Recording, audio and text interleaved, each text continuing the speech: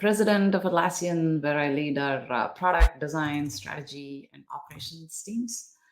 I have not spoken here with you all before, but I jumped at the opportunity to speak directly to women in tech. I've found over the years that spaces like these allow us to build rapport, connections, really learn from each other in a safe and friendly community. So I'm delighted to be here today. Thanks to Anna, Margot, and the whole team for having me here. I want to start with a personal story that shaped my understanding of resilience, because today we're talking about long term resilience. But this is something that happened to me that really affected how I think about resilience for myself and for everyone around me. 8 years ago, on a cold winter day in Australia, I woke up in my cozy little apartment. Golden rays of sunshine streamed through the windows, framing the beautiful harbour bridge of Sydney. And eager to kick off my day, I bounced out of bed to get ready for work. I bounced out of bed to get ready for work. Wait, I wasn't bouncing up. I was not moving. Something was wrong. My knees just would not respond. It's like they were frozen in place. I knew something was seriously wrong. And in what seemed like hours of excruciating pain, I dragged myself out of the door and hurled myself into a cab that would take me to the emergency room. Once there, I was told that I would need to be hospitalized while they diagnosed what was wrong with my knees. I was alone in a new country, unable to move. I was terrified. What if I never walked again? You see, I had just uprooted myself from home and moved a continent away to work for this small Aussie startup called Atlassian. I knew nobody in Sydney. My family and friends were still all back in the US or in India. I texted my manager to tell him I won't make it to work today. And then, determined to survive this ordeal, I submitted myself to the battery of tests that the doctors would run on me. A few hours later, I woke up to see two of my teammates in the hospital room with worried looks on their faces. They were here to check up on me, and they had brought a host of supplies for me: books, clothes, snacks, thoughtful things that would tide me over during an unexpected hospital stay.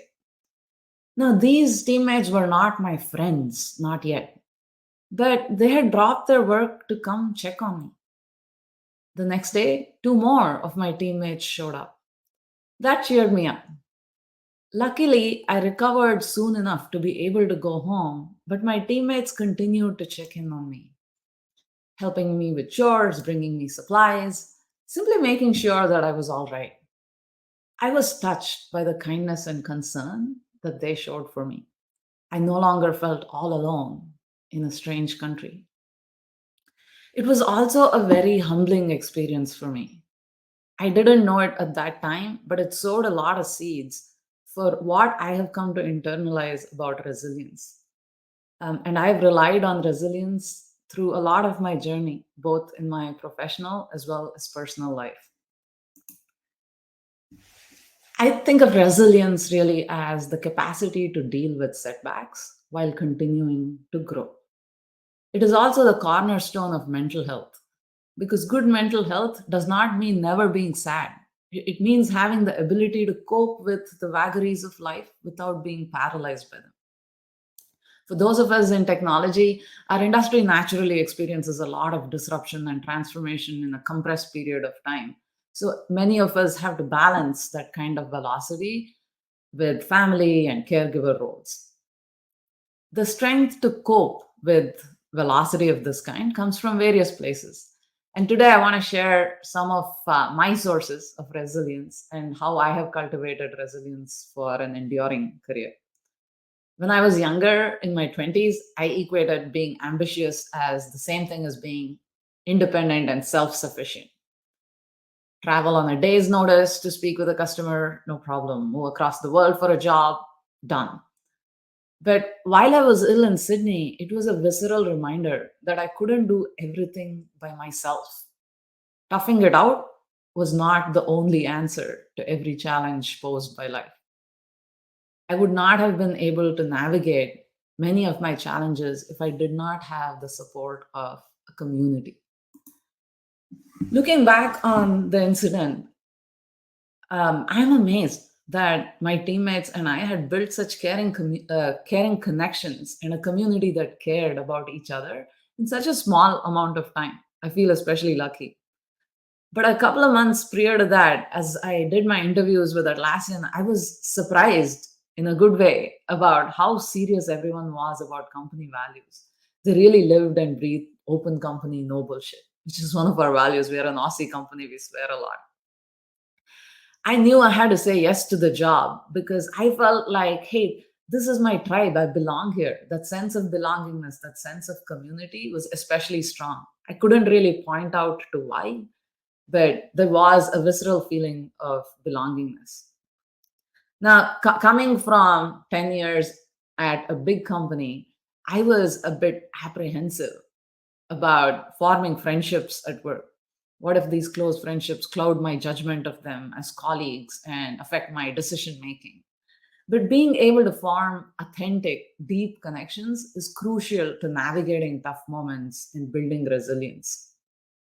Having work friends is a big source of resilience for me because, like many of you, I spend a lot of my waking hours at work. And it's important to have a sense of community and togetherness at work. As an example, Mike Tria, my engineering partner, is really somebody I can vent to, who's a shoulder to cry on, or I can go say, oh, I didn't have a good day with my boss, or here's a customer that was really hard. What do you think we should do? And I can rely on him as somebody that's there for me, that is a person that I can be vulnerable with, even at work. So having friends who are also your teammates can help build sources of resilience where you have someone to lean on. And needing help is not a weakness. Being able to ask for help requires a lot of vulnerability and inner strength. So embrace the fact that you can't do it all and surround yourself with a community that can understand you and support you as a person. Another question I get a lot is, how do you manage your time now that you're the president of a company? It's true that my biggest constraint is time. I just don't have enough hours in the day to do all the things that I want to do. But a useful framing to consider is to understand your own energy levels as a way to manage your time. I've found that it is more important to manage your energy in order to manage your time. So, how we spend our energy, how we recharge our energy is unique to everyone. So, it's important to understand deeply what drains you, what charges you, what do you feel happy to do, what do you do mostly as a chore. In all our jobs, there's an aspect of our jobs that we would do for free, that we do because of the love of what we do.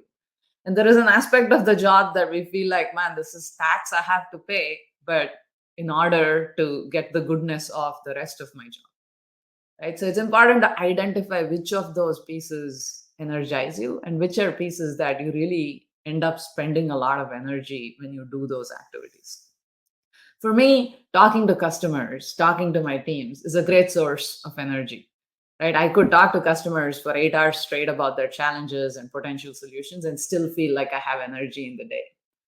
But rapid context switching across a bunch of different businesses might make me feel like, oh, I'm draining my energy with the context switches.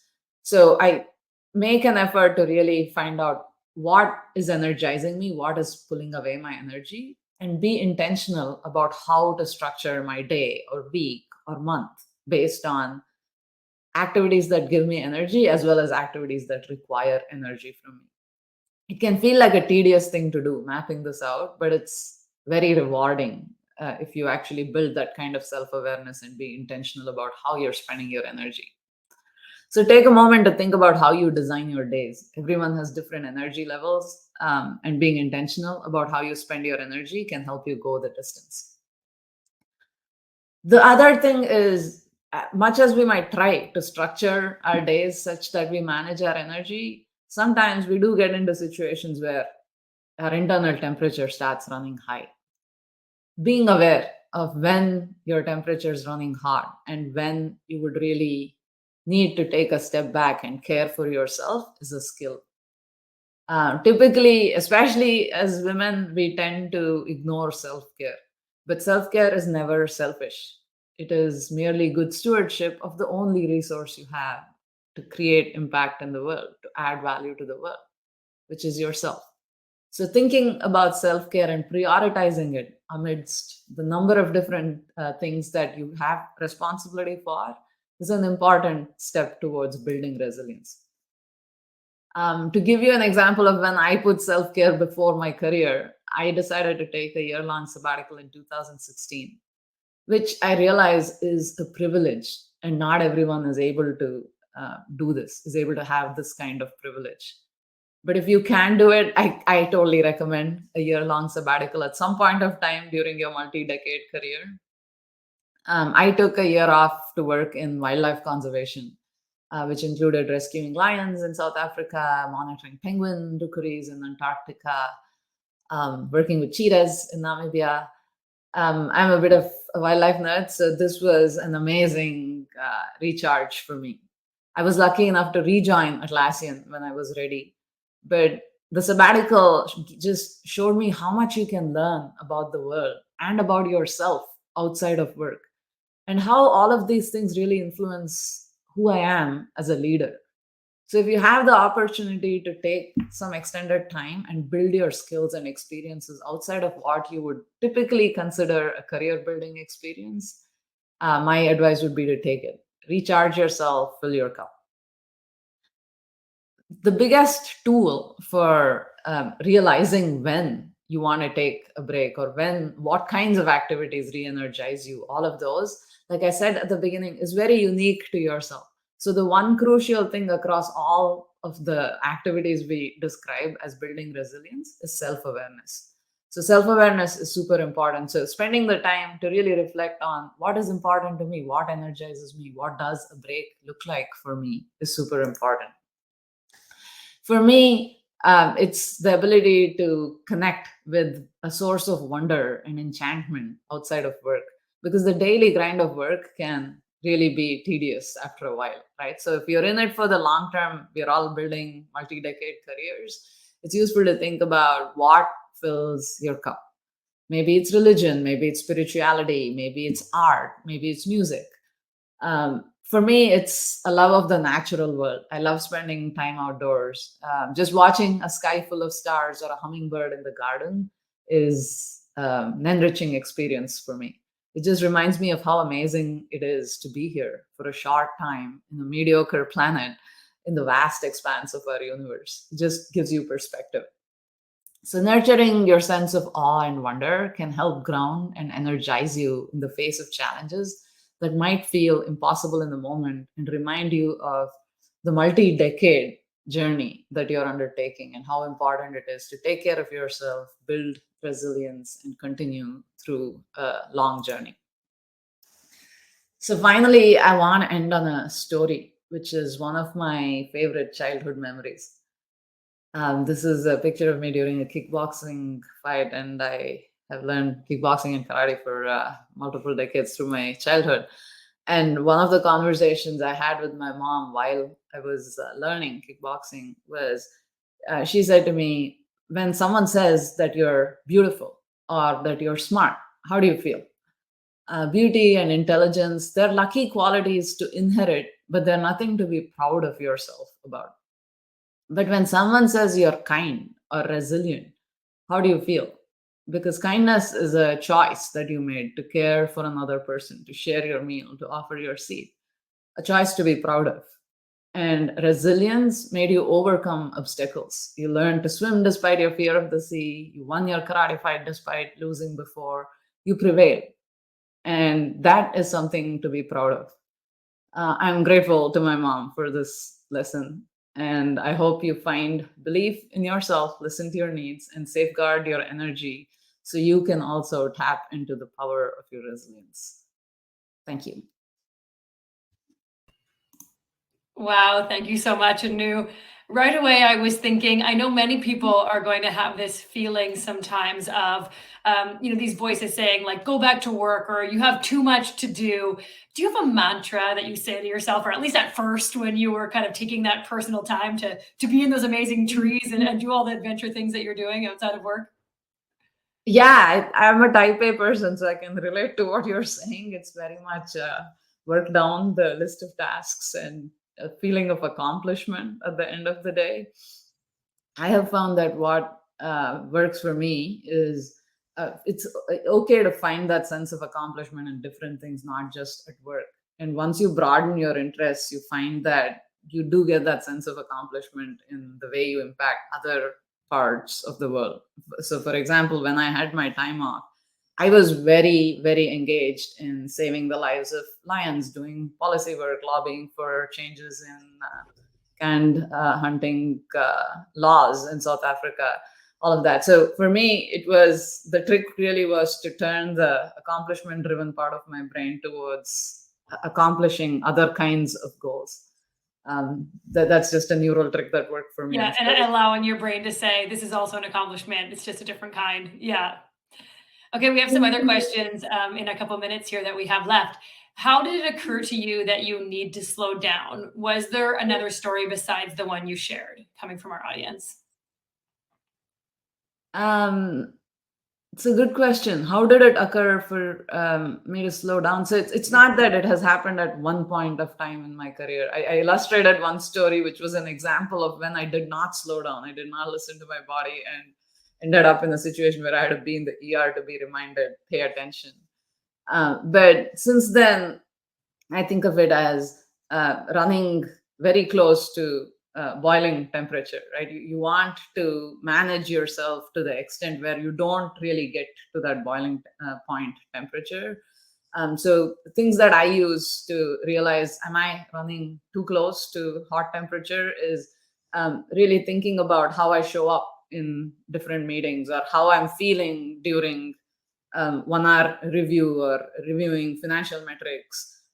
Because the thing is, as a leader, as you progress in your career, the first phase of your career, the things that matter are technical skills, how good you are at your craft, right? Technical or non technical, depending on the role you're in. The second stage, what's important is soft skills. How well are you able to influence other people? How can you persuade others to do what is important? But the third phase, which arguably is the harder phase, is how do you manage your emotional energy? That's what matters in roles of extreme breadth and influence, right? So, how can you manage your emotional energy such that you don't show up tired or angry, or you don't show up to a situation where you're not your best self? And for me, a good tactic has been I have an office of the president where I have a number of my teammates who act as my extended brain and heart who say, okay, Anu, you're probably running a little too close to boiling point. Let's maybe scale back here. So I have additional sources of reinforcement for that. Yeah, they're backing you, making sure that you're paying attention to it sometimes. That's Indeed. good. Now we have one more question. How can organizations support their employees in managing their energy levels and maintaining long-term resilience? And they kind of added, for example, if sabbatical is not an obvious option, are there other ways? Yeah. I think a sabbatical is an extreme option. I definitely would not recommend that as the sole thing to build resilience. It's a good question on how can organizations support their people. So at Atlassian, we do a number of things related to employee well-being. I think one of the latent things that I have enjoyed at Atlassian that I have not really in my previous gigs has just been the sense of community that I talked about, right? Because uh, humans are social creatures, and it's important to feel like your teammates have your back at work. I think establishing that kind of culture, that kind of communal culture, that's an important thing that goes a long way in creating psychological safety and creating sense of resilience. In addition to that, wellness specific programs, like what benefits can you offer as an organization that help your employees with physical wellness, mental wellness? For instance, we have a meditation subscription that we give out, and we have something called foundation leave, which is basically 5 days of leave that employees can take to go volunteer with any cause that they like, that they want to contribute to. These are small things that help in the long run for employees to feel a sense of belongingness, support from their organization, as well as build their own internal sources of resilience. That sounds so great. All of those things. I think there's probably people quickly going and already searching your careers page here, Anu, with all the great things you just mentioned. And I hope they are, for everyone's sake. But thank you so much for joining us here today.